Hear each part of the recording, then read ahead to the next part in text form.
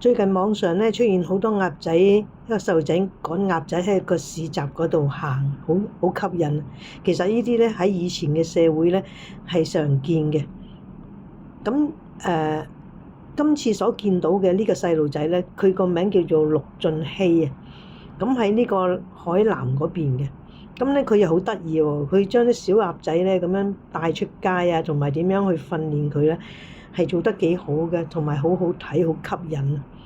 咁我一路睇落嚟咧，我亦都覺得呢個細路仔咧對啲鴨仔咧都好有感情咯。咁你會睇到佢咧一路咁樣去落嚟咧，好多好多集嘅。你得閒咧，你哋可以上去呢個抖音咧，可以揾到呢個叫做陸俊熙嘅小黃鴨嘅小朋友，睇到佢點樣去訓練啲鴨仔。咁我亦都咧將佢咧一直訓練鴨仔嘅視頻咧做成一個特輯，遲下咧我會將佢推出嚟。咁你即管喺呢一集裏邊睇到佢點樣同啲鴨仔相處同埋互動，實在都好吸引嘅，好招搖過市。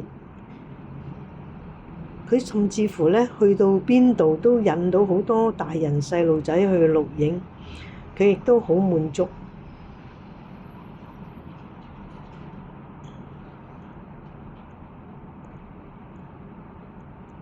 可以講話都幾解到壓咯。如果睇下呢啲視頻咧，都會令個人個心咧係好舒暢。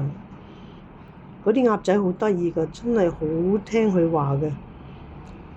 第二啲人去埋去咧，佢都唔會跟佢嘅，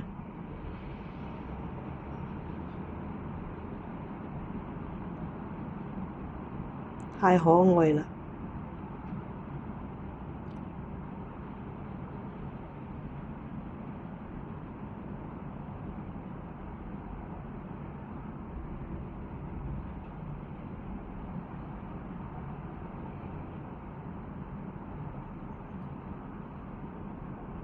嗰啲鴨仔驚咗啲人啊！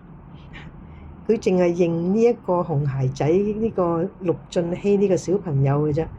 其實佢其他嘅人咧埋去咧，佢係有啲驚佢哋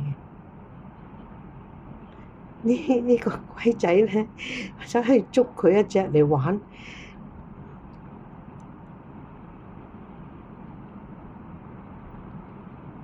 嬲佢唔知話佢唔好意思。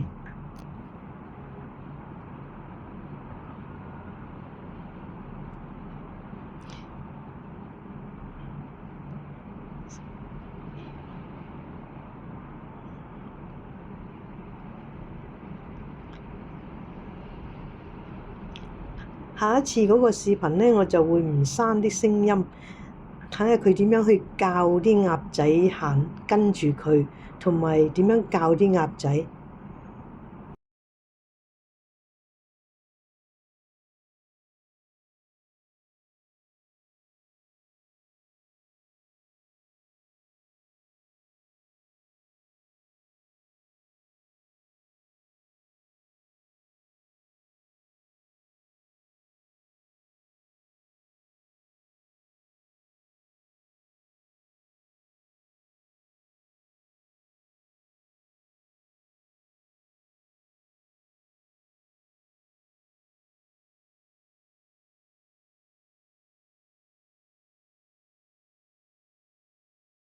實在真係睇到太可愛啦，好令一大人細路都好鍾意，因為已經好耐冇見到呢啲情景啦。以前嘅社會成日都會見到呢啲情景，當然唔係香港啊，香港係新界區都會。